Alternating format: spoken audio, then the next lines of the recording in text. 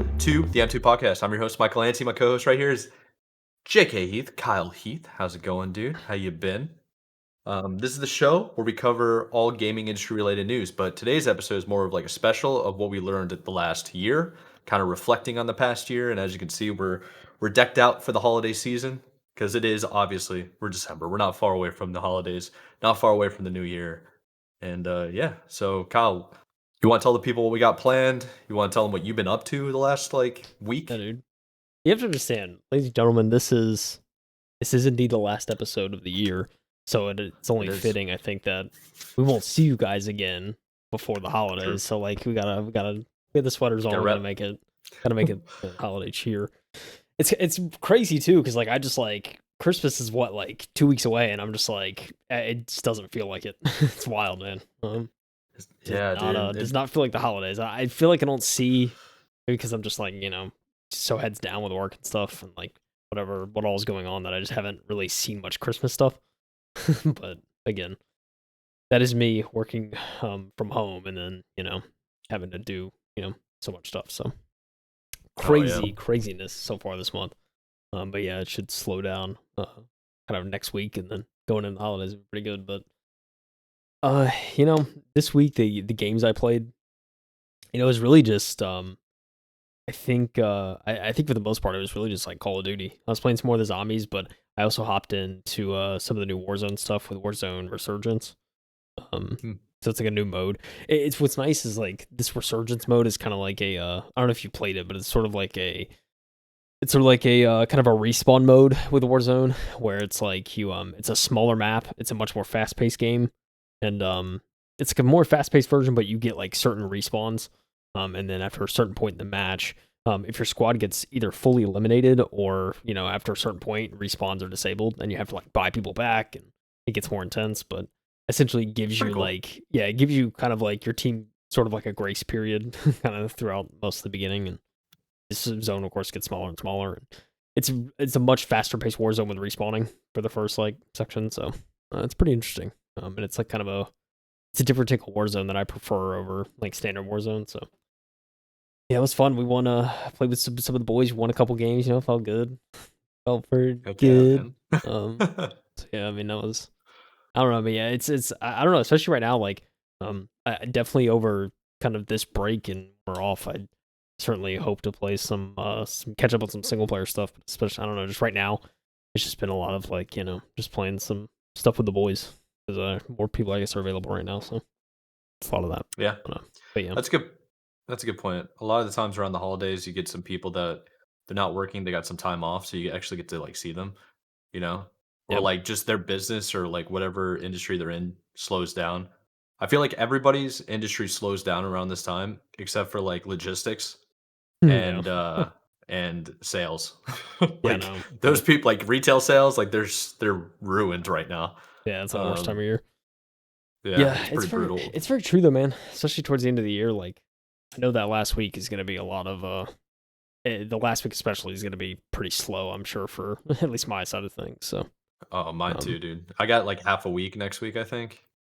Think yeah, so? Maybe the yeah, week after. I don't even know, but I'm yeah, just chilling. yeah. Get 2 days off, and then we get two more. I think. The week after Mhm. that, so it's a lot of off time too. But yeah, hopefully some of that time I'll get to use to do some single player stuff.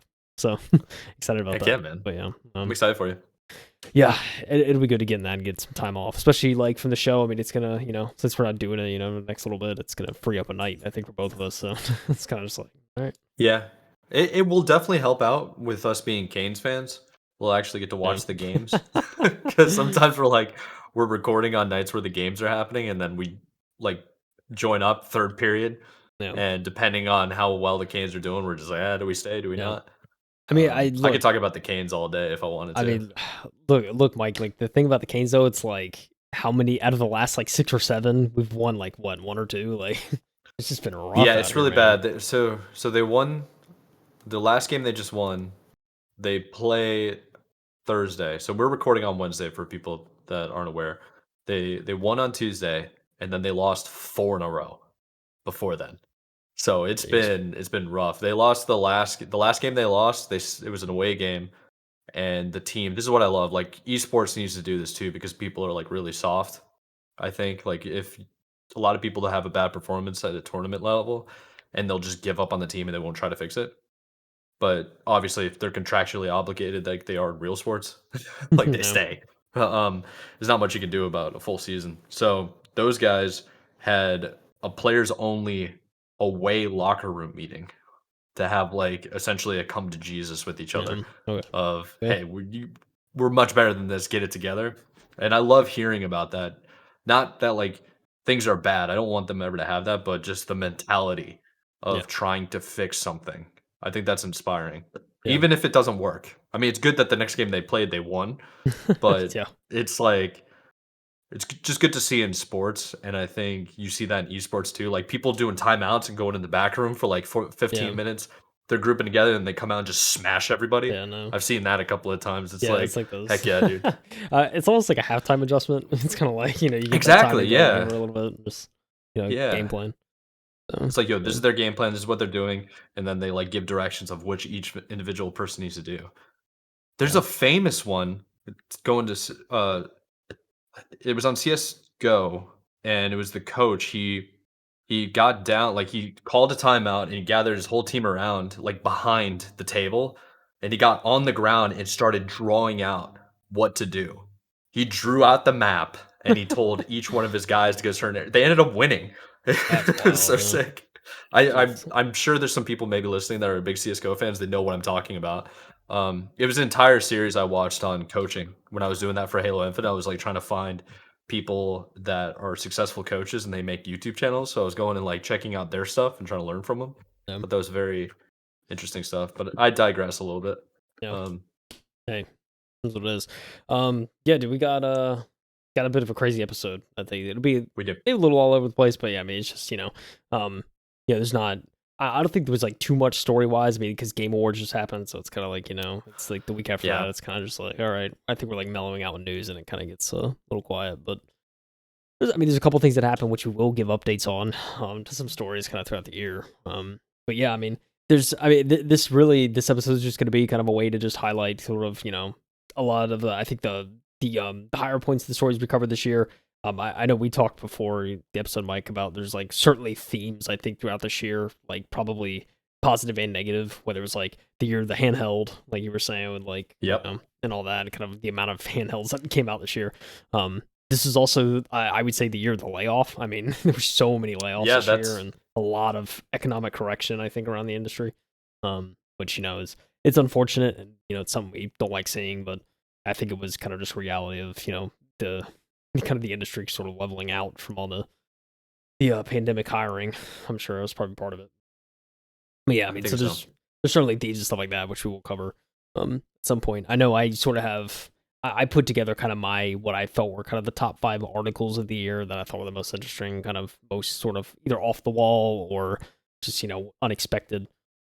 So I have some of that, and we also have like a bunch of superlatives we'll go over about like kind of what was which episode did the best in terms of like, and it's mostly in YouTube, but like which episode did the best, which one did get the least amount of views, what was the shortest episode, what was the longest, and stuff like that. And we also have kind of which segments and shorts did the best, which we'll cover as well at a certain point. But yeah, it's there's a lot of ground to cover, Mike, but I'm sure we can get through it and reminisce.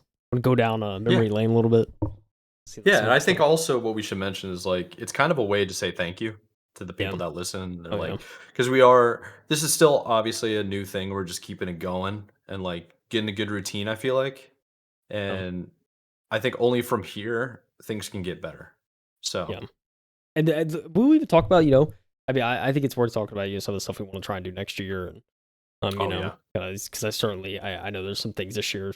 Like I know for one, like we didn't do a guest episode at all this year, and that's something like I want to get back to doing next year. I'm gonna try and get some True. people on and just get just get some different faces around and just learn about different people. Maybe even Yeah. ask some people to come back, get some returning guests. It's been because like by that time the next year it'll be kind of like 2 years since we've actually caught up with some of these people, so there'd be a lot of updates, I'm sure. That's a good point. Yeah. Yeah, we could definitely do that. Bring people back on. And I like the idea of guest episodes. I also like the idea of doing uh live streams for the pod. I think that could Yeah. be fun. Yeah, I we think can it's find out a live suited format. for it, you know? Yeah. Yeah. Yeah. Um, yeah, so we'll see. I mean, kind of as the year goes on, there's definitely some paths we want to take. Um, I know for one, this kind of pertains. I want to go over this first because I think this is sort of like kind of a closure. We got an article this week, that came out about the day before, which is like an MMO zombie Yeah. game. Um, and I had the episode here. This is episode 3, Mike. So this is like at the towards the start of the year. We covered this MMO because it got delayed for 8 months due to alleged trademark issues. That's kind of the original article. Yeah.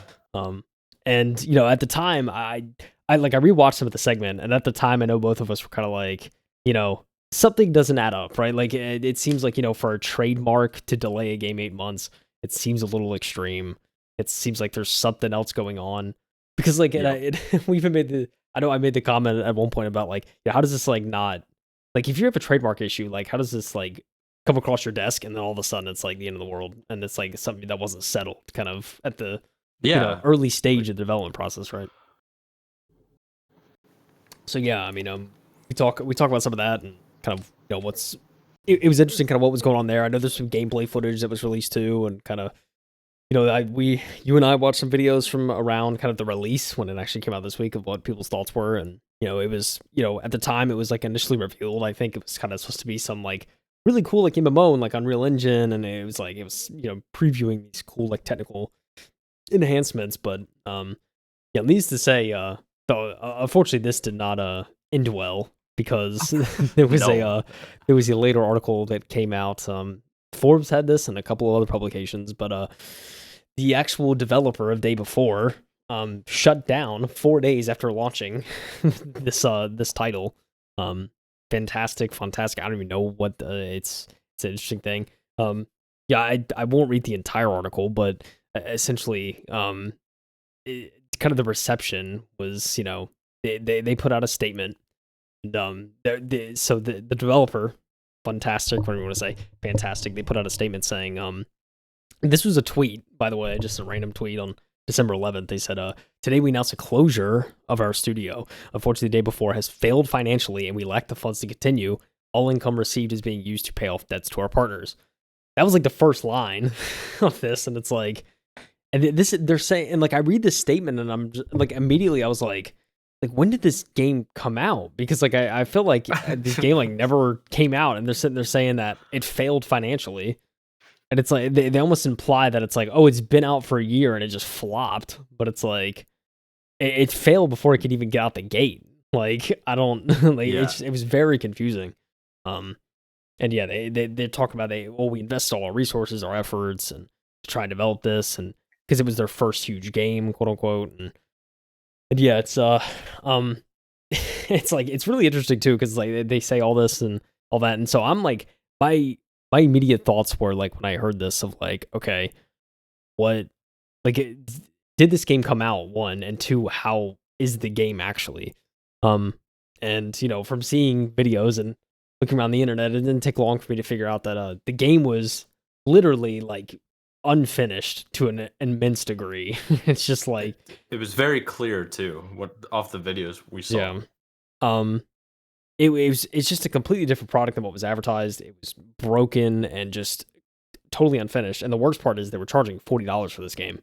Yeah, that's wild. Which I'm sure this is going to set records for like the most refunded game on Steam, and that's not an exaggeration. I mean, this thing is just go watch any video on it, and it is just bad. Like you just see the gameplay, it is so lifeless, and just there's so many bugs. Like there's a bug here of like this guy just stretched out across the environment. Yeah, the city landscape looks cool, like from a high level standpoint of like all the buildings and stuff. I know I was joking with you. There's a shop in the game that I saw in a video called the Ukulele Center, and it's literally just Guitar Center, like the logo, but just ukulele. So it's like they just ripped Guitar Center. That was the trademark issue. yeah, right. Yeah, they wanted to put Guitar Center in there. But yeah, needless to say, I just thought this was like the funniest review, but there was tons of reviews. IGN gave it a whopping 1 out of 10. And that's not a joke. It's a legit That's 1 out of 10. brutal. And Gabriel Moss did a review of it. The review video is pretty interesting, but he essentially, the gist of it was, the day before is easily one of the worst games I've ever played, to the point where I'm afraid to continue running it on my PC. And if you didn't manage to try it, you can count yourself as one of the lucky ones. That was his kind of general like That's gist of his review. wild. Yeah, and it's That's like, do you want to read more? yeah, and I don't know. It's so funny too because like tons of people reported like performance issues. They couldn't launch the game properly. Like it was bugging out their like display and everything whenever they try to launch it. So like they had to do extra things, and all the characters and stuff are completely lifeless. Don't make any sense. The zombies. It's supposed to be like a bunch of zombies around there. The zombies are like there's none. There's like none. And if you do happen to find a couple, they're either super buggy or they just like slowly run after you. It's like you can just jog away from them. It's like, and the AI's non-existent either. So it's like, yeah, it's I don't know, man. Looks pretty rough. You can see some of the gameplay, and it's just, yeah. Yeah, the bullets are very delayed. Yeah. And there's also people just dying from like, because I think PvP is supposed to be in it, and there was people just dying from like no player in sight. They would just drop dead from like a sniper shot or something. It was like super confusing. But yeah, it's I almost want to say it's safe to say that it probably wasn't a trademark issue, Mike. I don't I don't know. It's no, not looking good, Chief. Yeah, I don't think so either. I mean, I watched. I think it's actually pretty funny because a week ago or more, before the game was released, I had watched a video from Game Ranks, and he has something like close to 5 million subscribers now on YouTube. Pretty big, like well-known creator. And he does top 10 like rankings of games of like to be excited for. And one of them I saw was like top 10 zombie games coming out soon. Yeah. And Days Gone was not Days Gone. The day before was either fifth or fourth on the ranking, and I saw it and I was like, "Oh yeah, that looks really good." And then like I googled it and I was like, "Oh yeah, that's right." And like I'm checking it out. As I also remembered you and I like covered it on the show, Yeah. and then literally like 2-3 days later, after the game comes out, I watch a Game Ranks video, the one that you linked, and he just destroys it. Like I've been watching that man's videos for like 3 or 4 years now, and I'd never seen him so emotional, like in an angry sense. Like he felt the $40 that he had to pay, and it wasn't working. He was just ripping it to shreds, and I was like, "Oh my gosh, I haven't seen like like this type of like public bashing in a long time." Yeah. And on it, the other thing to mention, that announcement that was on Twitter from Fantastic Games was getting memed about by all the other people, all the other developers that make games. I mean, remember that? Yeah, You see it too? Well, yeah, because it was that. Did they do that with this? Because I remember the GTA one, right? They like made the announcement. Yeah. Yeah. No, they did it with that. Oh, okay. Yeah, I didn't see that. Yeah. They basically were saying, if you see at the bottom, it says like their timeline is like when they opened, when they released other games, and like when this one came out. They were doing that, but with like other zombie games. Like when we started, and then it's just like, and then it was like today still exists, like crazy. Oh my god! So I hope that's a meme that I saw, and I have like some type of like recall bias that's incorrect, because that'd just be wild to see other studios bashing another studio for going out of business. Oh man, it would be pretty crazy. Yeah. I mean, another thing to note too is like looking at the gameplay. There's virtually no UI. And that's something like I initially noticed. Like there's like you're literally just like there's no health, there's no stamina bar, there's no map. Yeah. There's nothing. Like you're just walking around. To be honest, like I kind of like that a little bit. Yeah, I mean, I guess maybe if it's like hyper survival or whatever, maybe. Like, you know what I mean? Yeah. Yeah, I don't know. UI is very minimal though. It's interesting to say the least. But yeah. Definitely not worth the money. And I would not recommend anybody buy this to try and help pay off their debts, because this is a unfinished product to the nth degree. So, somebody once said it was supposed to be a Escape from Tarkov third person point of view with zombies and PvP elements, and that is not what it was, like at all. Like it's supposed to be an extraction shooter, I guess, of some sort. But yeah. Oh man. It is a fat 1 out of 10 though, Mike, and that is definitely probably one of the more interesting storylines that we have that came full circle just the week of our review episode. So, very interesting stuff there, and yeah, did not age well. Yeah, I guess we can go over some quick superlatives before we get into kind of some of the bigger articles of the year. Talk about some of this stuff on the YouTube mic. Episode 35 of this season was our highest viewed episode, and Yeah. is our best episode, I think. Episode 35 being the none other than the Lenovo Legion Go, which is also that we had a review. We kind of had an overview of that from the article. That was also our highest viewed short. I'm sorry, highest viewed segment of the year. That was we got like just a whopping 1,700 plus views on that segment alone. Going over that, That's uh, yeah. it's wild, man, That wild. that episode in particular was probably one of our best because the Legion Go came out, which is something very interesting that Lenovo Yeah, put together. The Ravens relocated. I believe are they a COD team? I They think were the so. London Yeah, Ravens initially, and they relocated to Charlotte, yeah. which is where I live. That's awesome. So I was really excited about that. And then the SAG-AFTRA, the I forgot what it all stands for. It's an acronym, Yeah, but Screen Actors basically, it's Guild. like yeah, it's an actors guild, and they were on strike over the AI legalities. So they were Yeah, talking about like how AI, and it was also starting to affect actors, programmers, designers in video games. So that was pretty interesting to cover, and then, of course, Starfield and, like, yeah, what was coming out yeah. there. Oh yeah. Yeah, because it was around the time too. I mean, we wore our good old Panthers jerseys. I think it was around the time the football season started too, and then like the Charlotte thing in Yep. there to correlate it. That was cool. Um, Oh, yeah, man. yeah. We're so optimistic. The only thing that didn't age well was the Panthers, Mike, in that episode. Let's be honest. It's the only thing. My But my other than that, Panthers yeah, takes my Panthers takes always age well, though. I told yeah. you As we were much as gonna I be hate to say it, trash. what does I hate to say I it, didn't think they were gonna be this bad. I thought they were gonna win 4 games, and I don't think they're gonna win 2 at this Yeah, point, but yeah, it's rough. Yeah, it's but rough, and I would get depressed if we continue to talk about that. Um, that's a good point. That was a good episode overall, though, and people don't yeah, tune in for us to talk about sports anyway, yeah, unless exactly. it's esports, Yeah. even then. Um, Yeah, kind of our least viewed. Some of our least viewed episodes I noticed were kind of like towards the beginning. Like we obviously, I always think those first few do pretty well, and then kind of episode like 6, 7, 8. That's kind of when it's like, oh, okay, you know, that's when the real Yeah. people. You understand? That's when the real viewers stay. You know what I'm saying? Appreciate you. It's on the You know real what I mean? ones. For the real ones, baby. So yeah, those kind of our least dip. Biggest dip of the year. The shortest episode this year. We did not get one sub 1 hour episode this year, Mike. Not one. Uh, we got a nice That's kinda wild. 1 hour 1 minute, almost 1 hour and 2 minutes.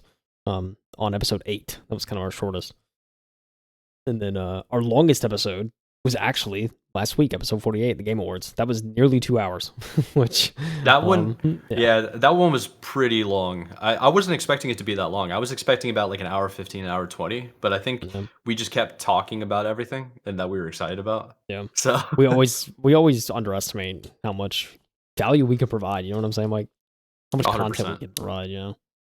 It So probably yeah, helps too that we get more and more comfortable with, just being on the pod, talking to each other and stuff. yeah, very true. Uh, yeah, the most viewed short of the year is one of my favorites, and that was when you were attempting to show the dust that had built up in your PC, and you Oh, like bumped the USB port, yeah. and the mic completely bugged out, and so RTX voice was like just like trashed, and so yeah, it was Yeah, it exploded. unlistenable. Wait, Yeah, it was bad. yeah. But yeah, I took that, memed it out, threw it into TikTok, and we got like over 5K views on the TikTok. So, it was pretty Good. good. Heck yeah. All that stuff. Uh, Yeah, but that was kind of honestly, I think it's like all the superlatives. Wasn't really too much else in that regard. Kind of those are like the oh, main well, points, I think, minus like the articles, which we can get into. yeah, Yeah, I think I had some more that I could probably add to it. So you got well, we could talk yeah, so superlatives just from the audio format, because what you were referring to is pretty much everything on YouTube. right. Yeah, So Spotify, uh, we were heard in 4 countries. We're also on every single audio platform. We were recently added to, I think it was like Podcast Addict or something like that. I actually have it listed. Hold on. I'm on the analytics page right now. If I scroll, if it shows me, that would be fantastic. show me. Show me the money. Um, shoot, it's not. Wait, here we go. Audience. There we go. That's what I was looking for. So yeah, we recently got added to Podcast Attic. I've never set that up, but we're literally on everything.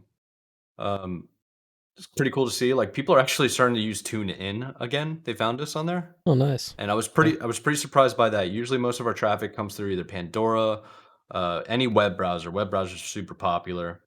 Podcast Addict is a new one. Google Podcasts, of course, Spotify is on this list because this is where the analytics are coming from. After Spotify went ahead and bought out Anchor, where we originally located and set up. So we're heard in 4 different countries, according to Spotify. 58% is located in the USA. So it's pretty cool. We got some people outside of the country. Maybe they can give us some of their thoughts and opinions on our dumb American brains, Yeah. and it's cool to see. The other thing that's worth mentioning is this is the year that Spotify allowed us to upload videos and created Spotify Video. So we have 42 videos out of the possible 48, this Oh, being okay. Yeah. 49, that would be audio format. So once they had that enabled, I just started uploading. I was like, Yeah. screw it, let's go. Let's go. Um, I'll give you the top 3 episodes that we had in audio format, which was the Zim Banhammer episode 13. There were actually episode 13, 12, and 10 in order. That would be the Zim Banhammer, the Asus handheld, PS2 Vista, Vita 2. Remember, it was PlayStation Vita 2 is what they thought it was going to be, but it ended up being the PlayStation Portal. Yeah. The April games release in Fortnite, Resident Evil 4 was announced. And then Epic Games was fined by, I believe, PS5 or something? No, we actually have this on the list that we can talk about. But yeah, Epic Games was fined. That was on there. And Twitch CEO Emmett Shear leaving. Those were the main audio ones there. Gotcha. And also, we grew 66% in followers, which is pretty sick. Dude, I love that. Welcome, everyone. Strong. Welcome in. Wait, you think we're Welcome to the stopping show. this year? We ain't stopping, baby. We're going on No, next year sir. as well. So, It's crazy. where do you want to go into next? Do you want to talk about your top 5 articles? Yeah, I think we could go through that. Kind of talk Okay. about, kind of the top 5 I thought this year. Again, this is kind of just a top 5, not necessarily like, biggest articles, but ones I found intriguing or ones that are different or ones that I thought were most impactful kind of thing. So Gotcha. go through all of this stuff. And I didn't even tell Mike my list, even though we kind of have like a giant bullet point list. I kind of sort of handpicked a few. So I'm should be very curious interesting. to see if we match up on our list. Top 5 for me, which we actually didn't like formally cover in an episode, but it was kind of the biggest sort of, it was another kind of closure kind of towards the end of the year of an article that had been ongoing since we started the pod, or since the start of season 3, I guess. Yeah. Microsoft actually did complete the Activision Blizzard acquisition. And now, COD's part of Xbox, and, we have King, we have, all these kind of developers under the wing now. So it was good to see a lot of that. The Verge is one of the outlets that reported it. It was October 13th when it was official, because when the court case sort of ended, and CMA approved it and everything. So we got a nice video and stuff from Xbox, kind of showcasing all the IPs now. And yeah, it's really interesting. There's a lot of cool stuff in this article too. This Verge article, there was they did the Xbox First Party Studios organization, which is essentially just a giant a giant chart of every single Just dev so here. wild. Yeah, which is insane. I mean, you got the Bethesda wing, you got Xbox Game Studios, you got Activision, you got Blizzard and King, all this other stuff. It's just all under one umbrella. All the COD studios and all that. Yeah, it's Coming to Game Pass. yeah, all of this going to Game Pass. Yeah, but it's gonna be interesting to see. I think. I mean, obviously the deal went through, but I think the fruits of this deal aren't going to really come into play until next year in 2025. The next couple of years when we're really going to see a lot of like, especially Game Pass 100%. kind of ascend to a new level. You know what I mean? Yeah. So, yeah, but it's good to see this, and I can't wait till we find out more throughout the year next year of kind of where this is going to go. So, yeah. Yeah, I think one of the things I'm most excited about the acquisition is what Phil Spencer said after the purchase went through officially, because like for a while he kept like jumping around, kind of hinting and saying things, but he sort of made it official with the announcement that they now own it, and now they're going to join forces, and this is the plan. the one of the first things he said wasn't even about putting it all on Game Pass, although we're expecting that. I don't even think he said it directly that it's all gonna be on Game Pass. I think what the main thing he said was he wants to give the resources to the developers to create games they wanna create. Yeah. So Oh if yeah. it involves bringing back an IP that hasn't existed for, like, 10 plus years, he's like, "Do it." Yeah. And He's I all think for it, that's baby. really I think that's really cool because you can start bringing back, like, old titles that we haven't seen in a very long time, and then they'll have the support, hopefully, right? This is all being hopeful of, like, a publisher that's like, "Yeah, go ahead. Do your developer thing. Make a fantastic game. That's all I Yeah. care about." Make some new And IPs. that's really cool. Grab some That royalties. too. Yeah, take a Yeah. risk. Yeah. Exactly. Seriously. Take a risk. It seems like the only ones taking risks are the indie devs. Yeah, because they had nothing to lose, you know. Yeah, exactly. Jeez. And they ain't got no higher ups commanding them and telling them what to do. You know what I'm saying? Facts. It's good to be independent. But yeah, that was sort of my number five. I mean, it's kind of just Activision Blizzard. I'm excited to see where this goes, but yeah, it's cool to see a deal was officially able to be made, and all the streaming rights deals and stuff that also went along with this. Sending stuff to Ubisoft and letting them host the license. It's really interesting. So yeah, there's a lot of intricacies in that which we covered throughout the year, but it's cool to see that kind of close out towards the end of the year for sure. My number four, which I wrote a little bit kind of on this as well, kind of a little more context, but my number four was Image here leaving Twitch. That was kind of my. Oh, yeah. I think this was this was in March as well, so it's kind of towards the There beginning was of a the lot year. of stuff happening, yeah. Yeah, there was a lot going on, but Image here officially kind of stepped down and left Twitch, and yeah, I think I think for the most part it was kind of like personal reasons he wanted to leave, but I know for kind of us, and for those who've been listening to the podcast, and I know Mike's voiced his opinion, and I voiced mine as well, of just like there was not a lot of innovation and stuff going on at Twitch to push the platform in a positive direction. I felt like, I agree, yeah. so him stepping down was kind of I think it's and whether he's I don't think he was like forced out or anything, but I think to some people it's like, okay, this is a chance for Twitch to like seriously grow. I think, but yeah, I wrote a little bit of context and a little bit of kind of what happened to Emmett Shear kind of after this is gone now because he joined the board and everything. But so he stepped down as CEO from Twitch, and ever since then the platform has made improvements. Right, I mean we saw most recently they're allowing multi-streaming right to other platforms. So Yeah. now you're not restricted to just Twitch. I think that's a product of them being forced to allow that. Yeah, I think they're starting to lose some market share to YouTube. Like YouTube, I was watching YouTube streams today. I was watching Tim the Tatman and Dr. Disrespect. They had like 50,000 people watching them concurrently. That's more than any major streamer that's on Twitch, like consistently. yeah, And I think more and more people, specifically younger people, are more comfortable using YouTube and watching live streams than they are going to Twitch at this yeah, point in time. yeah. I mean, yeah, I think I'm kind of in the same boat. I mean, I still use Twitch every now and again, but I think like especially with like the Game Awards and stuff. The biggest thing for me, like Yeah. I watched that stream on YouTube not only because it's 4K streaming, but also just because it's like there was no ads because I have YouTube Premium, so I'm like I'm not I don't have Sure. to worry. Like I'm already paying for their service, so it's like I Wait, don't you have were to worry watching about it on ads. Twitch or YouTube? Well, You YouTube is where I you was said watching Twitch. it. Yeah, if Okay. I said that, sorry, if I said Twitch. I was watching it on YouTube. And it had 4K streaming, but also I have YouTube Premium, so no ads. Um, Yeah. so yeah, that was. I mean, that's a huge benefit for me too. Like if I'm watching a stream, I don't get hit with a ton of ads because I'm paying for the YouTube Premium service. Um, but yeah, so it's interesting stuff there. Also, this is kind of a little. It's kind of a little. This is I thought an interesting sort of like side. Side thing that happened after like long after he left. In November, so on November 19th, Emmett Shear was named the interim CEO of OpenAI, following the Yeah. removal of Sam Altman by the board 2 days earlier. On November 21st, so just 2 days later, an agreement was reached to reinstate Altman as CEO. It was previously reported that Emmett Shear had threatened to resign as CEO if the board could not provide evidence to support Altman's removal. So there was like a whole drama thing that went on at OpenAI. Yeah. And so he was brought in, but then immediately taken out. He was like, I don't know why I'm here when Sam Altman, like, Yeah. what did he do wrong kind of thing, I guess. Um, but I yeah, totally get that though, because it's like if you're not gonna tell me what happened, I don't wanna be here because that means like the board will just do the same thing to you, right, right? yeah, It's like it should be a very public you get rid of the CEO spontaneously like that, there needs to be a reason, yeah, you know? yeah.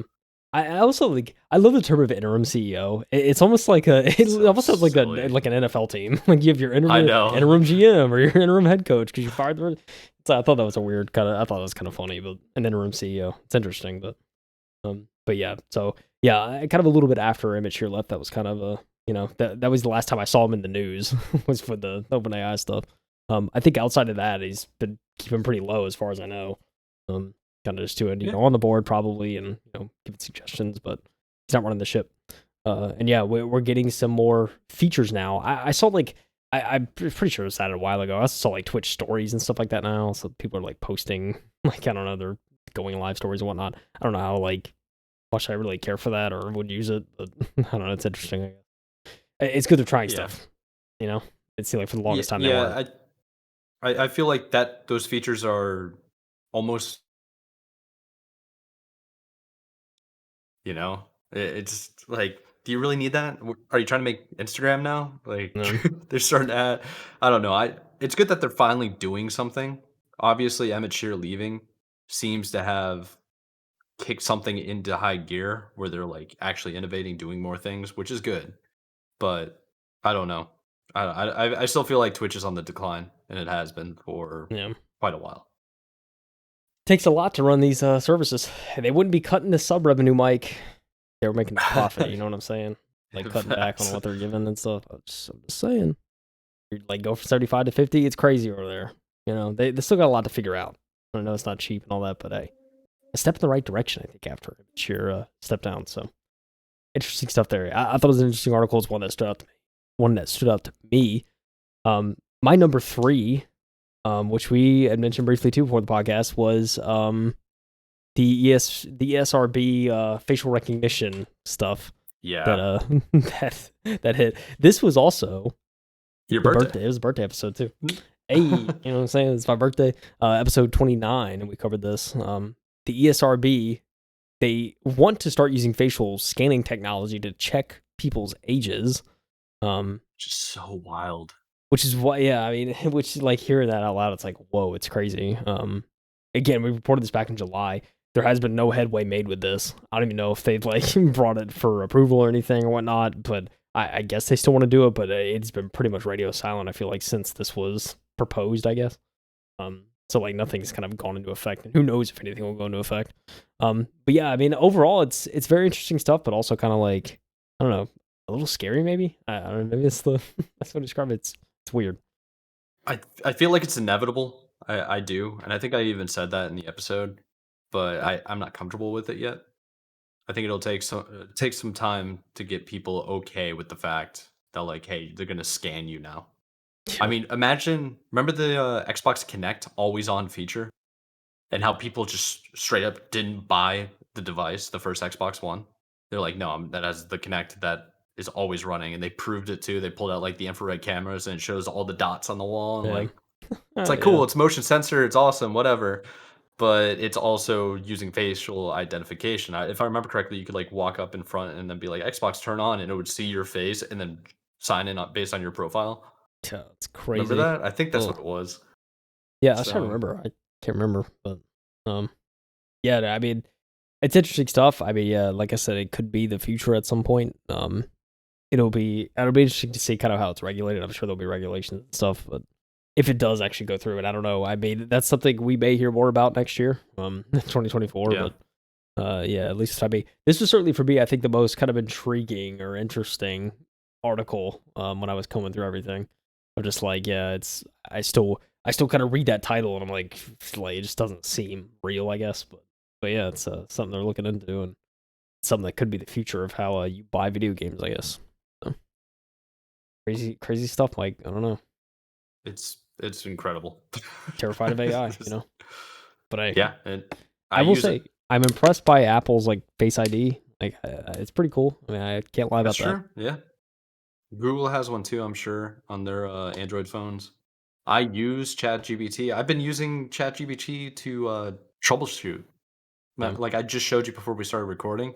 I had it writing scripts for me. I like if I get confused and I'm trying to set something up on a computer and I'm getting error codes, I will literally give a description of what I'm trying to do on my system, the hardware, everything that you could possibly need to know, copy and paste the error code, and then it gives me a checklist of things to try. Like 2 or 3 of them, 2 or 3 times that I've done that, it's helped me out, like, real quick and saved me a lot of time. Instead of, like, diving into Google and falling into a forum or Reddit and, like, you're just deep in the interwebs, you know? Yeah. No, I feel you. Yeah, it's yeah, I mean, it certainly can be helpful, and I'll be curious to see how it's kind of leveraged, I guess, in the future. But yeah, I don't Yeah, know. I'll be curious to see the CSR if this facial recognition thing goes anywhere. If the ACRB like really tries to push it, it seems like they want to. So we'll yeah. see how it goes in the next year. Yes, but I think we move on to number 2, Mike. My number, Yeah, what you got? I thought was number 2. Something I thought was super fascinating. Um, something I thought is kind of paving the way for the future of video games. And that is good old Forza Motorsport releasing Yeah, I thought you would go with insane that. accessibility features. Yeah, for blind players. So essentially allowing like blind players to play a racing game effectively through accessibility. And yeah, it's a very interesting article, and it was very it's like I see stuff like this like you rarely see stuff like this, but this is certainly a step in the right direction for kind of allowing making games more accessible in the future, in particularly racing games, which I think are primarily visual, right? I Yeah, would say for the most usually. part. Yeah, And yeah, I mean, and the big thing too is this also won kind of the accessibility award at the Game Awards, it did. and rightfully so. I mean, it's kind of insane stuff. So we covered this. This is episode 16. This was the week of the draft too, which is also why we're wearing Panthers jerseys in this draft. Yep. Oh man, the memories. Yeah, but that part didn't age well, but this aged fantastically because more people get to play Forza, stuff. I have actually yet to play Forza Motorsport. I've only been playing Forza Horizon 5. It is fantastic. Admittedly, when it came out, it wasn't particularly good. The servers weren't connecting properly because it was just so busy and slammed. But I did hear that Forza Motorsport, it also won that award, but overall it was a complete product when it came out, which is really cool. Yeah, we always love, right? Um, but yeah, I mean, it's cool to see. I mean, Microsoft consulting people and bringing in, there's some studios now that have hired kind of, accessibility coordinators and, supervisors and advisors and stuff like that. I think it's really cool. So yeah, it's, I don't know, a lot of games now, I think, especially kind of more single player, like, focused games, kind of, just try to make things as accessible as possible. So I think it's really, really interesting to see, but yeah. I say good on Forza and good on that team for trying to make that a priority. So Yeah. it's cool The to other see. thing to mention too is it's like it's pushing the boundary of what can be done.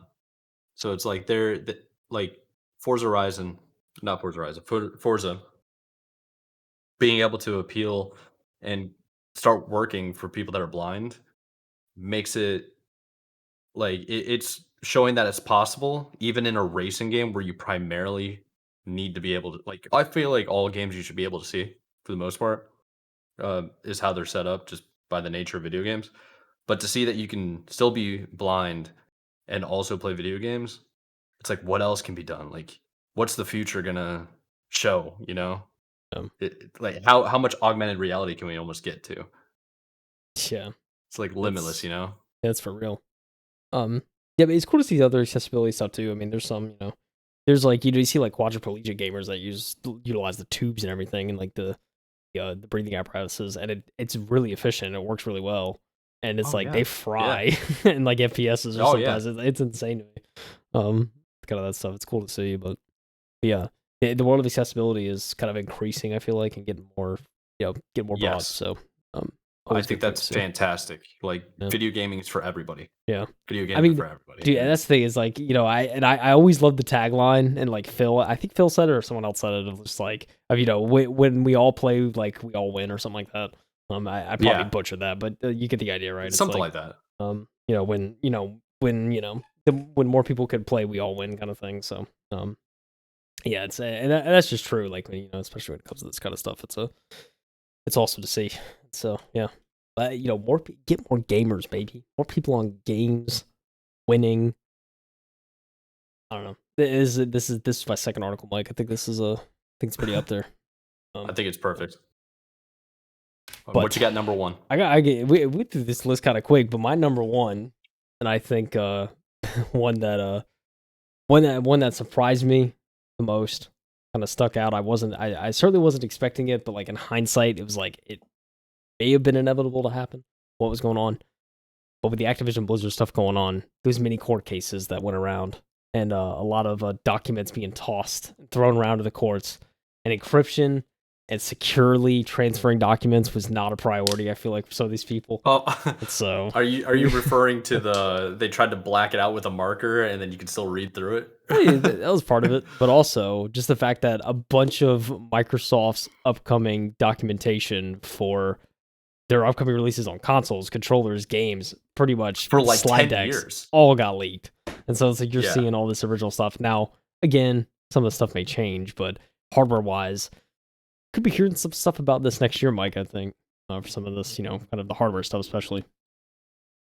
You're probably 100% correct.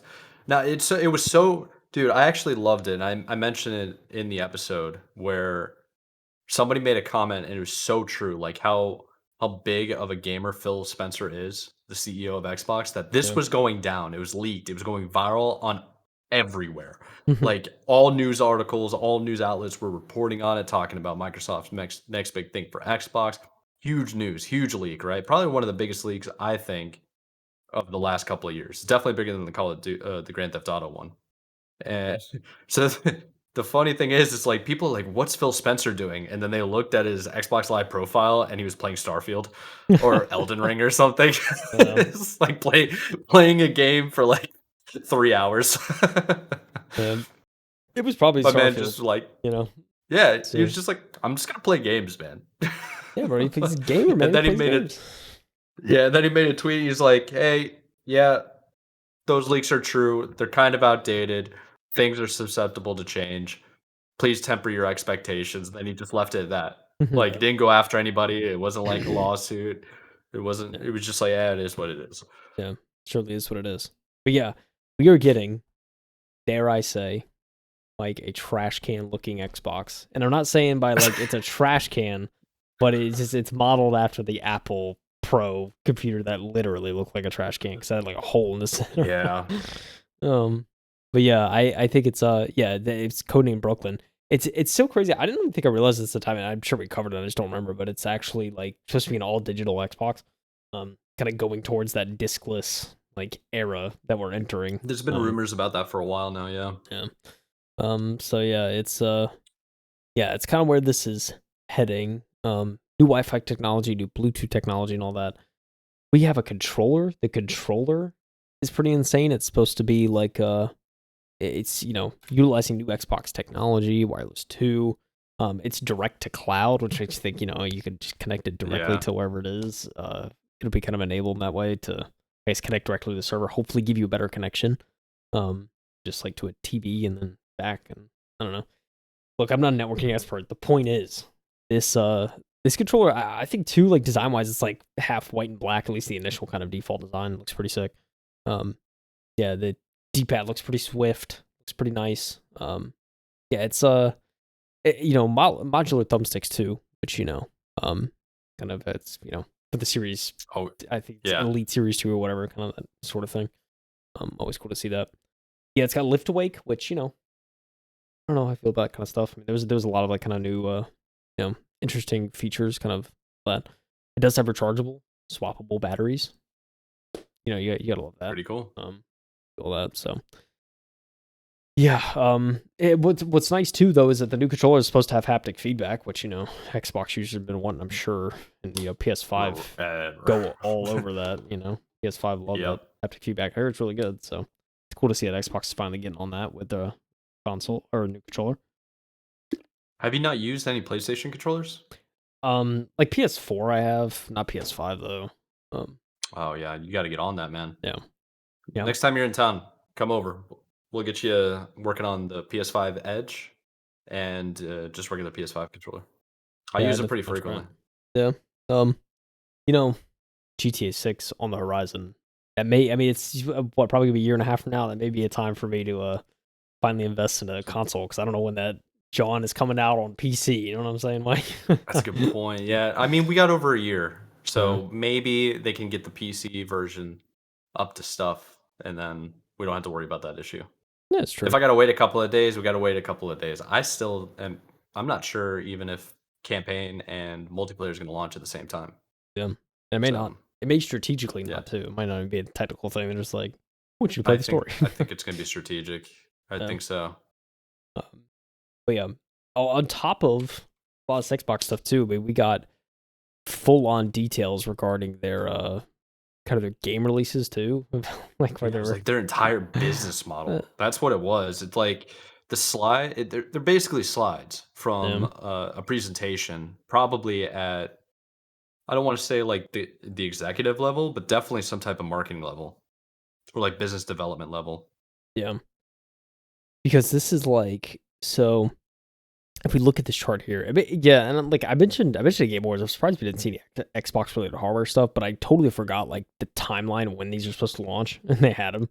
So the timeline was Yeah. like, in June of 2024, kind of that physical year is when they would do the controller launch. So around there, probably like the event, sure, around there, like Summer Games Fest. September they released that 1 terabyte, I guess, Series S upgrade. You got the Series X upgrade around November, kind of the holiday season next year. So fiscal year 2025, that would be, because I guess we're currently in fiscal year 2024, right? For Xbox, I think so. Yeah. so yeah, that'll kind of be yeah, it's because and they're saying kind of around the summers when they're gonna kind of announce the consoles. So I don't know. Summer Games Fest is what I'm pretty much what I'm saying, Mike. Summer Games Fest could pop off for Xbox in 2024, so could be quite the show. You know what I'm saying? I think yeah, Summer Games Fest is probably gonna be where we see all the major announcements out of Xbox. I think because of the leak, they're probably not gonna talk about it for a while. I think Summer Games Fest might be the ideal time, like 6 months later. Some people might actually forget about the leaks, you know? Yeah, So they could just, it might be a refresh of what people think are gonna happen, but it's a little bit more solidified. yeah, for sure. Um, we also talk about a luxury controller was not currently funded at the time of the speed release, but it was certainly on the docket. Um, Yeah. New They cloud had a bunch server of like blade. wild stuff up there. Yep. Yeah, new Elite controller, I guess. Console customization. Earbuds, media remote. This is totally out of scope for what they would make, but I guess they were pitching ideas Yeah. probably at some point. Trying to do 100%. for that. A handheld, Brainstorming dude. techniques. Where's the Xbox handheld? We had a PS4 handheld. We had Dude, a Switch. oh man. Where's the Oh, give Xbox? me. Dude, remember when the Xbox 360 was out? And maybe it was just me, but the Xbox 360 was out, and there was always rumors about what if they did like an Xbox 180 and it was like a handheld? Or is that just me? Yeah. The Xbox 180. It would have been sick marketing, dude. Kidding me? An It Xbox really handheld? would.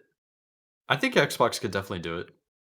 Whether or not they want to is a different thing. They're so geared towards the cloud now. I mean, they're just going to make it so you have a device that can be streamed to from the cloud. Yeah. And at that point, just go grab a tablet. And that's why they have a partnership with Samsung now. Yeah. Like Samsung Fair, yeah. TVs now have cloud gaming and tablets as well. Yeah. So do you Yeah. really need a handheld? That's a good point, I think. A good point. Yeah. Yeah, but you see all that kind of stuff. I think it'd be interesting too. Part of me also thinks about what if there was a timeline. There has to exist a timeline where it's like you have the Xbox 360, but then Xbox just went down the kind of naming convention timeline like PlayStation did with this PS2, 3, 4, 5. What if they just did like if Xbox like 360, 480, 720? Like what if they just went down the line? So you get to like That Xbox would, 1080. I mean, that'd be kind of cool. Be kind of cool. Can't lie. You kind of do a sequential thing like PlayStation did. But yeah, I don't know. Yeah, I wonder what the next one's going to be called. That's always like a fun conversation to have.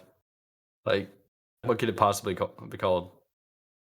Yeah, I don't So know. they did the Xbox Series X and the Series S. X. It's like, No. do you do Z now?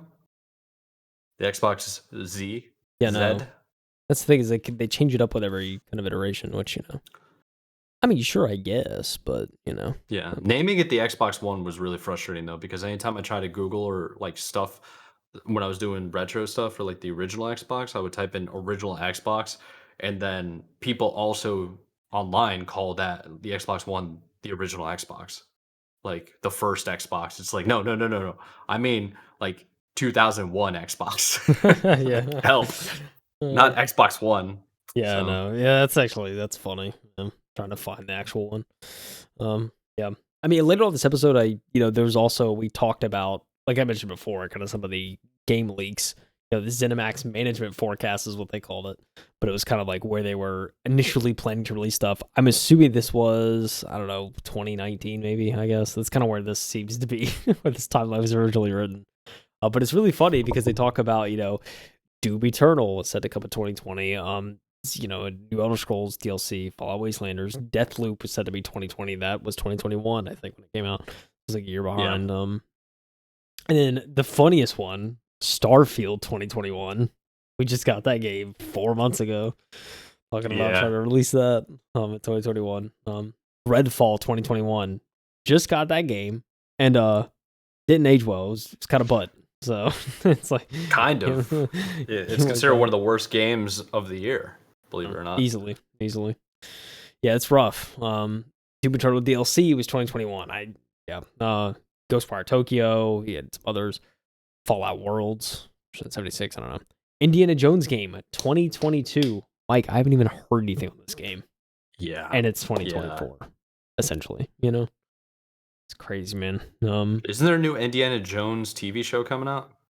I don't know. I haven't heard I anything. think there's something coming out for Indiana Jones. I mean, it's a great IP. Yeah. It's gonna bring in a lot of eyes. Yeah. So I would imagine they were trying to sync it up with the game. Yeah. I mean, another one that caught eyes on this list, Oblivion Remaster. Kind of, I mean, one of the go-to games. Do a remaster of that. Starfield DLC was set for 2022. That ain't coming out till maybe next year. You know what I'm saying? They haven't even mentioned that, I don't think. I mean, it's so early. But, yeah, so early. Yeah. Doom Year Zero. I don't know what that is. Is it the next Doom entry? I have no idea. That was supposed to come out this year. I think that might have. Did that not come out? But let me actually look that up. I'll be honest. I don't know. It kind of sounds familiar, but I have no idea. Okay, there's Year Zero? Yeah, Year Zero. Apparently it's canceled. Ooh. There's also Doom Zero, which is it's the older one. Yeah, I guess it's gone. It's GG's. Didn't age well. Project Platinum was on 2023. I don't know what the heck that is, but it's end of the year. Haven't seen that. The funniest one, which these productions were insane, and I think it was obviously before pandemic. Maybe they were all optimistic, of this had to be being optimistic. But I mean, you're talking Elder Scrolls 6 2024. Come on, fam, that's not coming out till 2028 if we're lucky. I will be 30. True. You understand? I'll be 31. I don't even know. I don't know math, but I'll be exiting my 20s probably by the time that comes out. So you'll be an old man. Crazy, dude. Crazy stuff. Yeah, Fallout 3 remaster next year. I would love a Fallout 3 remaster personally because it's one of my favorite games. But yeah, I mean that was on there. A Ghostwire Tokyo sequel was supposed to be next year. Yeah, it's Year Zero DLC. Yeah, now we got a TV show coming. Which is true. Crazy. Yeah, very true. I'm excited to see that. Got a trailer at the Game Awards. Some stuff there on it. Yeah, very exciting stuff. But yeah, needless to say that forecast did not pan out, Mike. And something that did not age well over the course of the last 3 years. But is how it is in the video game industry. It's very true. I think that's a pretty good list. Yeah. I mean, yeah, this is I mean, overall that was kind of my, big, I think, points of the year. That was kind of, where I sort of think, we, kind of did a lot of that. We could always do, there's a couple honorable mentions. I think I can certainly include. I know one for me was the fact of, so Blizzard obviously kind of ditching the OWL, and then we kind of talked about that a little before, and that was kind of one of yours. Kind of surprising. Yeah, it's a little bit surprising, I guess. Kind of out of nowhere. Doing that. You have Game Battles closing shop, kind of getting canned with after the Activision Blizzard deal. Unfortunate stuff there. Another one that's another good kind of story closure, I think, throughout this year, which we just got an update for a couple of days ago, was the fact that E3 is officially over, forever. Gone. They're no longer even going to attempt to try and bring it back. They announced Yeah. ESA, so Everybody pulled out and they're doing Summer Games Fest, or they're doing their own uh premiere, yeah. like Nintendo Showcase is doing all the time. Hmm. Nintendo Direct and then Xbox Showcase. And what does PlayStation do again? They have, it's a name. Do you remember? Um, what was that? I'm trying to think. So we got Xbox Showcase. We have Nintendo Direct. What is PlayStation call theirs? Do you remember? Um, oh, I can't remember it. State of Play, I think. Yeah, that's it. State of Play. That's what it is. Yeah, Yeah, so I think that's where they're going to be predominantly showing their IPs within their ecosystem for each three of the major, I guess, consoles. But when it comes to like showing everything else that everybody wants to see, it's going to be Summer Games Fest and yeah, the Game Awards. yeah, for sure. That's kind of like the big points now. Yeah, I mean it's the end of an era too, which is kind of crazy. I mean, I remember waking up and when I was younger and watching like Wii trailers and like announcements and stuff like Yeah. that. When I was like really young.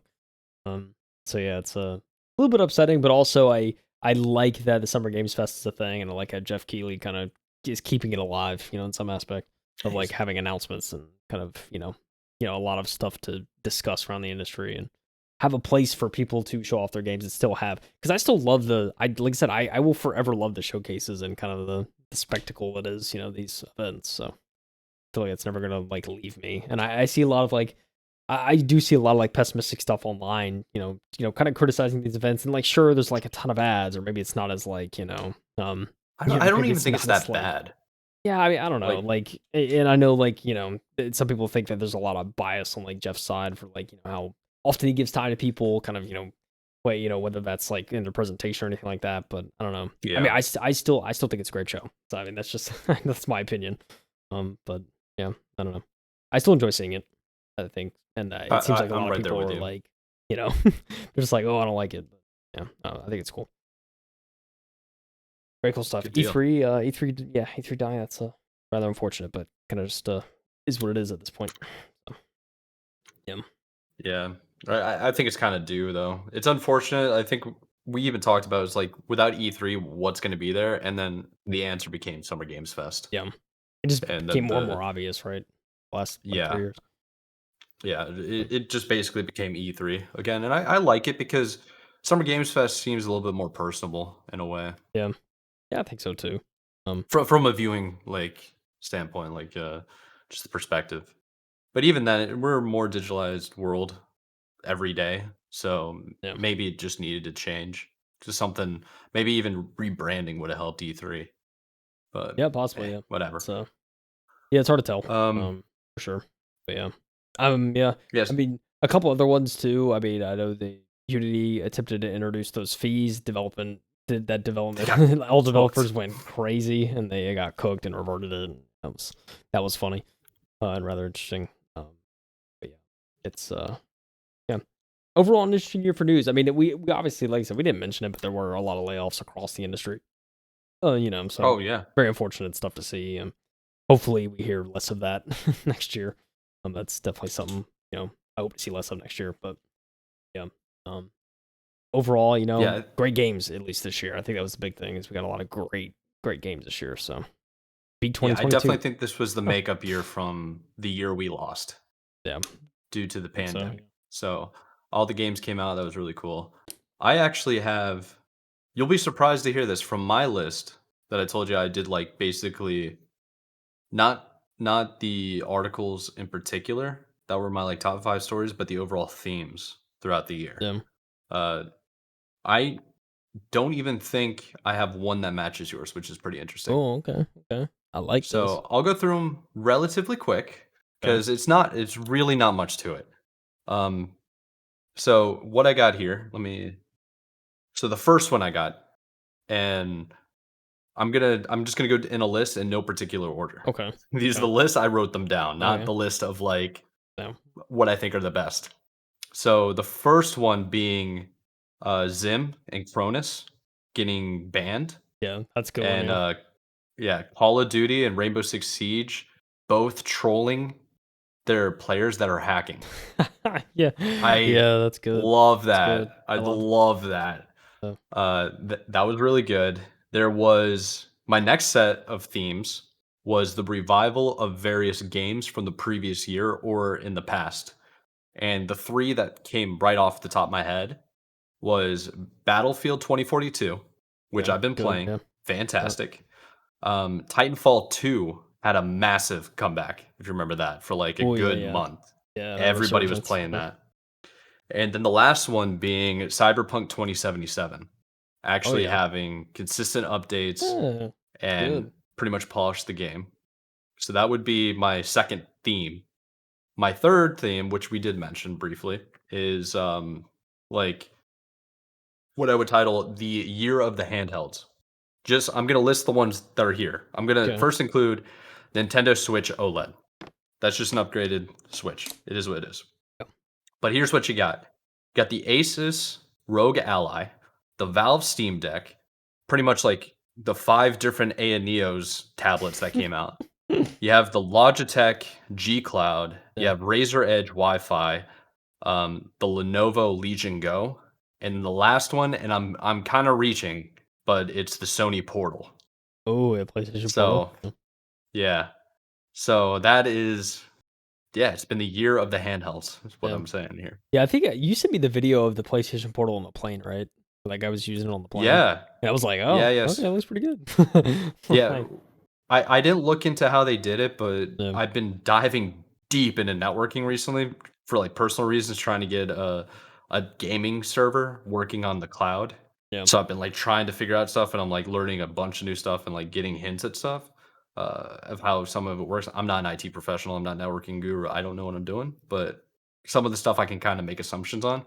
I Yeah. think what that guy did was he like somehow VPN'd or direct connected to his home network so that he could take the portal wherever he wanted to go because the PlayStation Portal is only supposed to work in your home network. And that's why like Oh, people said it was like it wasn't a true handheld. Like your yeah. PlayStation needs to be running so that it can stream off of it. So Yeah, it's like interesting, yeah. it's interesting. It's like he turned his PlayStation into a server that Yeah. he uses.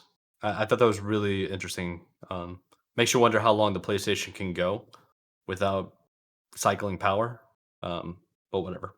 I don't have a PlayStation 5, so I'm not exactly sure. But that's a theory Yeah. of mine. Article theme 4 was generally EU, so European Union consumer protection laws. So talking Oh, about yeah. Good. uh, the audit from Microsoft Activision merger, the interchangeable batteries that are now going to be required on all electronic devices. So there are going to be no basically what would you even call it like built-in batteries Yeah. into all electronic devices. They make it so you can actually change them out as you see fit, Yeah. which opens up like a whole new IP thing. I believe they also, I don't know if it was this year, but they also forced Apple to do USB-C. Yep, that was this year. It was Yeah. the So iPhone 15 that started yeah, using and USB-C. yep. And then the overall AI usage in the workforce. Yeah. So Oh, that yeah. also impacts gaming because developers use AI as well. Yeah. But that was pretty interesting. Yeah. The finals, And, by the way, being the most recent example of that yes. uses AI. And they got a little backlash, but they kind of explained themselves and I don't know. It's out Yeah. now. I think AI is a tool that should be respected and used appropriately. Yeah. I think if you use it as a tool in the correct way, it should be okay. If you start taking away people's artistic abilities and like basically ripping people off or taking that away from them, it's like no, no, you can't. That's not cool. It's too far. You can't like write Beethoven symphonies off of AI. And if you do, it's like it's not the same as like a human playing it, Yeah. It's not. you know? It's not. I don't know. There's something, hopefully, we don't get to the point where you can start artificially creating emotions. And it's like, dude, we're getting to iRobot level now. And Yeah, I don't that's want I'm like, oh, I'm scared. that. Yep. I I'm do not scared. I'm want that. scared. I don't So, want that either. okay, the last one is sad, which is why I said before I talked about my Oh, list okay. of why I didn't want to put them based on priority. So the last one, I was debating. I was like, do I start bad or do I end bad? But everything that got canceled, all the different games that got canceled, the massive layoffs across all the gaming developers and studios, Yeah. publishers even, and then also the esports organizations that were affected. Oh yeah. Multiple esports organizations basically like Yeah. are defunct, close to insolvency. Yeah. They aren't paying people anymore. The content creators are Yeah. getting dropped left and right. It's what? It's still Yeah. a problem right now, Yep. and it's only going to get worse. Yeah. Yeah, I mean, the first one that comes to mind for me was United. I think like United just United, yeah, they they dropped just everybody. it was Uh, bad. Sentinels was bad. I Set, think they're starting to get kind of bad. Um, yeah, well, Sentinels said they were about to run out of money within a month and a half, yeah. unless they got more funding, and then they got fixed. Phase stock Oh basically yeah. inversed. Shit, They literally. lost everything. Yeah, it was bad. Still exists though. I think they're taken off of the stock market though, which is also insane. 100 Thieves was one of the few ones that actually pivoted to start creating games. That was Yeah. really interesting. Yeah, there's I think if I'm not mistaken, were there layoffs? I think even at 100 Thieves, pretty Oh sure yeah, there's there like were creators layoffs and stuff. everywhere. They got yeah. I mean, but They had you to know, lay off. They were laying yeah, off they restructured a little bit their too. editors, Yeah. their editors and like marketers. They were laying off, I think. Mm, But they also yeah. they did the massive layoff, like massive. They did their layoffs on the same week they announced that they were changing to a game studio. Yeah, and they So pivoting. it made it seem like they were just trying to, I guess, redirect the entire business, and certain people's positions became irrelevant, and they were like, "We don't need you anymore." Yeah. Yeah, I mean, there's a lot of things that they were trying to do at one point. I mean, they restructured stuff too. I mean, I think they split away from that Juvie or whatever. That's kind of its own entity Yes. now, and yeah, it's Yeah. not necessarily affiliated, but yeah. There was there's also a crazy rumor going around that Nate Shop is no longer the CEO. I don't know if you saw that. Google was reporting I he was the saw that, former, but and then like he said on some stream like unless I say I'm like something's changed, nothing's yeah. changed kind of thing. I think so. Yeah. Yeah, when I see stuff like that, man, like I don't know. Maybe it's because I follow the English media a lot, and English news media is very clickbaity and it's almost slanderous in a way. It's like they'll hear one little hunch and then they'll just go off the freaking rails and then just say like this is what's gonna happen. And Yeah. they've been like that forever. So I read that stuff all the time. So when I saw Nate Shot lost the CEO position, I was like, that is not true. Like Yeah. immediately, I was just like, there's no way he would give up that type of position. There's no way. I can understand if he was too busy, but he just announced the past year that he's creating a game studio. He wants to be highly involved and he's very excited for his new endeavor. His new partner is like wants him to run it. Yeah. Like very serious about Nate Shot being involved. And it's like, why would you get rid of somebody like that unless their new game studio is horrific, you Yeah. know? Yeah, I don't know. I will say though, I he just does stream a lot, like of COD and whatnot. Like I've been seeing that yeah, I man don't on like a lot, and I'm just like, I mean, I guess he makes his own schedule, I'm sure, but it's like, yeah, geez, he spends yeah, a for lot of sure, time but streaming. yeah, maybe he just wants to play COD. I Who mean, I knows? can't blame him. Yeah. It's I mean, hey, Dr. Disrespect streams a lot too, and he's also making a game. yeah. I mean, yeah, he also has a lot of responsibility too. So yeah. I mean, because that's the thing. Like, I mean, and they're both kind of like that. I guess streaming is kind of the main thing. I know Doc for sure, right? Like that's how he, Oh, like he was that's yeah. he was working on Advanced Warfare, Call of Duty, Yeah. and then he kind of left that and actually found a career in content creation. So I was invested in Boom TV, and now he has Midnight Society. He's got so much crap now. Yep. It's crazy. Yeah. My man's crushing it. Yeah. I've been watching his content recently and it's getting me excited to like start streaming again. And I'm like, dude, I got to figure out what I want to do because when you watch Doc stream, it's he has a character to him that just makes him infinitely more entertaining than I think any other streamer right now. And it's Yeah. been this way for what 5 years Yeah. since like Sure. 2018 is like really when he popped off 2017, 18. Yeah. 17, 18 for sure. Yeah, I mean, Yeah, it's he just started growing in the H1Z1 days. You're talking like 2015, like exactly yeah. there, and then peaked with Yeah, it was like PUBG, and H1Z1, PUBG, and then Fortnite was there too. He didn't really get into the Fortnite stuff. I think he I stayed on PUBG for a while, think and then COD, COD Warzone. Warzone. Yep. Then it was over. It was like that's it. That's what it was. And then he got kicked off Twitch, and for reasons nobody has ever announced, he's apparently suing him and all this kind of stuff. Yeah, Who but knows then what comes of that? I'm on YouTube now. Yeah. popping off. It's crazy. He's the oh my gosh, I was actually watching a clip. This is what the type of person he is that's so funny. He was playing with Courage, JD, and Tim the Tap Man. Seems like those are the only 2 guys he can play with because they're not Twitch partners. He's banned from playing with any Yep. guys on Twitch. Uh, so he's playing with them, not Warzone. They were on Fortnite. And he's like, "Why aren't you guys playing Warzone?" And he notoriously had like Doctor Disrespect notoriously had a very difficult time installing the game and it just would not work. He spent hours doing it. And he was like, "Guys, did you know that they actually keep track of who the number one streamer is per category on YouTube? So you can like go look it up for category, I mean like games. Yeah. The one for the new COD was Dr. Disrespect, and he spent his entire stream talking all the shit about the developer, how the game doesn't work. It kept crashing on him. It was some of the funniest clips I think I've watched in a long time. And that's why this this recent talk and like excitement I have for streaming is like he's just having a great time with his boys and they're Yeah. just joking. Good. It's Yeah. it's hilarious. Yeah, I thought it was like kind of one more thing on that. I thought it was I was very like honest. I was like honestly cheering for Doc whenever some people like some streamers started leaving Twitch for other platforms because I'm like he can finally like play with his boys again. You know what I mean? Like Yeah. he finally can start like 100%, yeah. doing that. So I was like when Tim left for YouTube, I was like, oh, he's about to play with Doc again, and it's gonna be a time. Like, and it was. It Like, is. awesome. It Yeah. is, dude. Yeah, it's cool. Yeah, so happy for Doc in that regard. But yeah, it's cool, man. It's cool to see all this stuff. But yeah, I mean, I think your kind of themes were like spot on, and yeah, that's stuff that I honestly just like forgot about. I think for some of that. So yeah, it's That's why I was uh, excited that we didn't match because you yeah, didn't show me your top 5, and I was like, "Oh, this could be like a fresh little thing, no influence about like what yeah. each other are That's what I'm thinking." saying. Like, I didn't want to like I did, and that was part of it. Like, I was just like, I'm gonna do my own thing, and then I kind of wanted to be like a surprise on both ends, like what we kind of Yeah, thought. So yeah, very cool stuff. But yeah, um, yeah. I mean, I don't know, Mike. I mean, we got a decent amount. I think we covered pretty much everything kind of the year and kind of how it all went. You know what? Like, we have ladies and gentlemen, we have another season coming up, season 5. we do.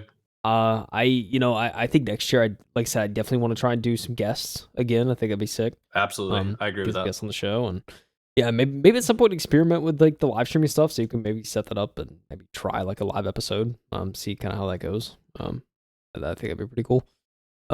Yeah, maybe we should just do it in Discord. You think? Do it in Discord first, see if we get any Yeah, hiccups, and then after that, because what we could do is like you can do what you're doing right now, where you're running pretty much the whole show with the recording aspect and the formatting, and then I could just live stream what we're doing right here, like no different than what we've been doing. yeah, You know, yeah, I think that could actually work. We're just 2 speakers, you're streaming the articles, and then this just becomes the live show isn't the same as the official publication. yeah. Oh yeah, that's true I think too. that's the way Yeah, to do it. that's yeah. Okay, that's It could pretty be good. kinda No, it could that's be where you're kinda going. like a Patreon access? No. Something like Discord that, like a subscriber. behind the scenes. Yeah, something like that. Oh, no, we can brainstorm. There's so many things we can do. We're basically not gonna have another episode until the 1st or 2nd week of January, depending on our schedules. Yeah, And honestly, depending on what happens the 1st week of January, because most of the time, around this time of year, everything shuts down. Even, like, journalists will go home for the year. yeah, And just everybody's off, everybody's yeah, hanging out, and when people come back, they're very sluggish. Uh, not a whole lot of announcements are gonna happen specifically from any of the developers or studios. yeah. I mean, I think typically like I think this year we kind of did like the second week. I don't know.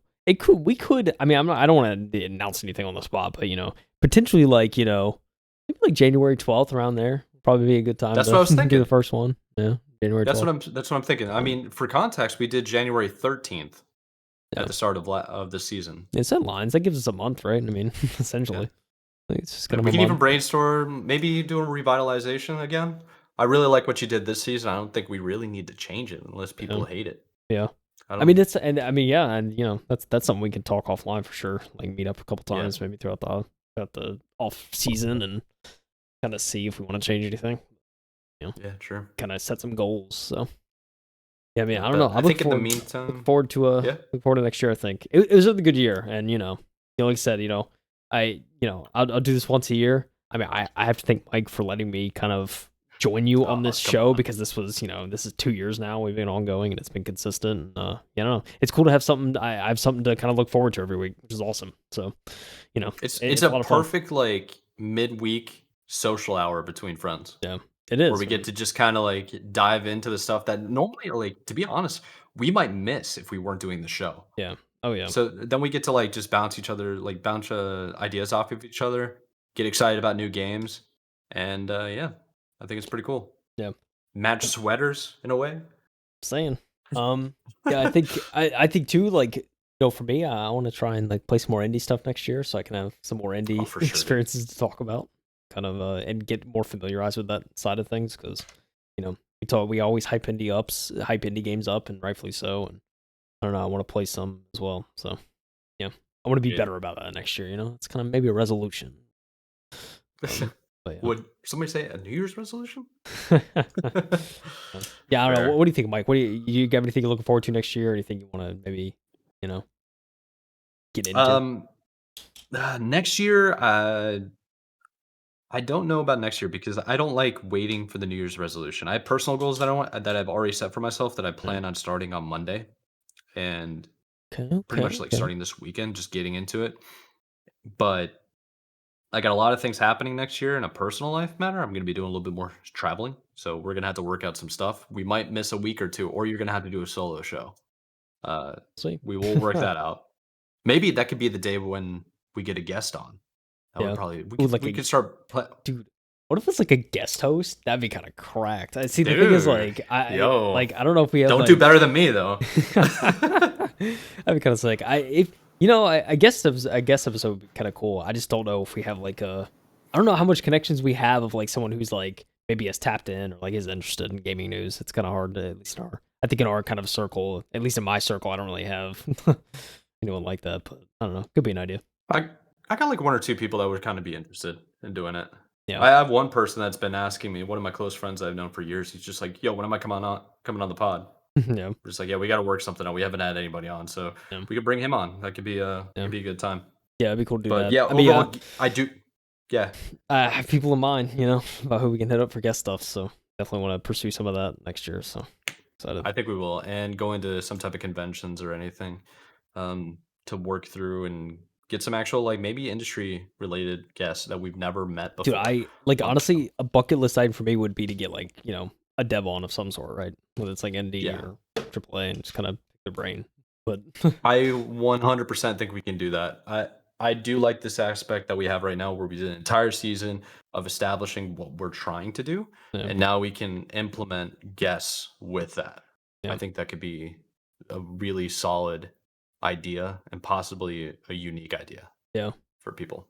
I mean, yeah, that's a good point, dude. The fact that we kind of just rocked it, like just did our thing this year. I mean, Yeah. it's kind of badass, kind of rock star. You know what I'm saying? Like, that's Let's go. that's hardcore, man. We just kind of did our own thing. It's pretty sick. Good But deal, yeah, man. yeah, All Mike. right. We've rambled for quite some time. I think this is the part where we wrap up the end of the season. What do you say? Yeah, I dude, guess. good I season. guess in the meantime, for everybody that's listening, watching still, we appreciate you, obviously. Thank you very much. Like, subscribe, comment below. Tell us what you think we should do in the future. Ooh, Like, suggestions, hey? be yeah, suggestions.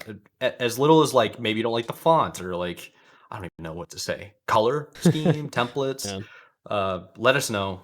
We really appreciate it. We have a Discord, we have Twitters, we got everything. Just come yell at us if you want to. And yeah, that's pretty much all I got. If you want to sign them out for the year. yeah. I don't know. It was a good year. A lot of good games. A lot of Agreed. mixed news, but I think overall it was a solid. Like at least our show, I enjoyed it. I think another year of growth, and I don't know. Dude, I'm definitely excited for next year. So it'd be nice to have a little break and then recoup, hibernate, and give you guys some good content. So excited. Heck yeah. All right, cool. I got nothing else to add. So I guess without Yeah. further ado, thank you for tuning in. Thank you for watching season 4 of the M2 podcast, and we'll see you in the next season, early January. See you in season 5. Peace out. Bye, everyone. Adios.